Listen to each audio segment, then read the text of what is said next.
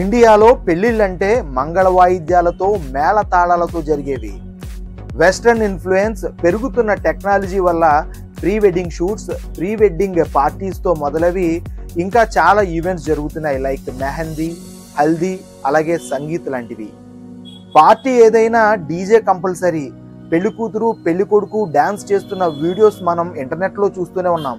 పెళ్లిలో వేద మంత్రాల సంగతి ఎలా ఉన్నా డీజే పాటలకు స్టెప్పులు వేసేందుకే పెళ్లి కూతురు పెళ్లి కొడుకు ఎక్కువ మొగ్గు చూపుతున్నారు. ఇలాంటి ఈవెంట్స్ కోసం డాన్సులు ప్రాక్టీస్ చేసి మరీ రెడీ అవుతున్నారు.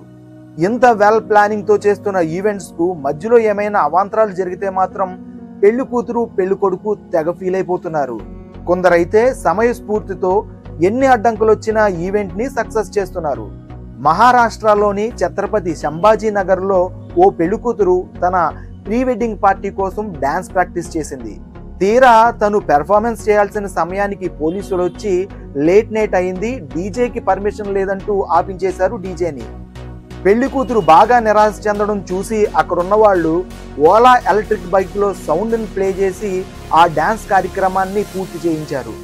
ఇక చెప్పేదేముంది, పెళ్లి కూతురు ఆనందానికి అవధులు లేకుండా తెగ సంతోషపడిపోయింది. ఈ విషయం ఓలా సీఈఓ భవిష్ అగర్వాల్ వరకు కూడా వెళ్ళిందట.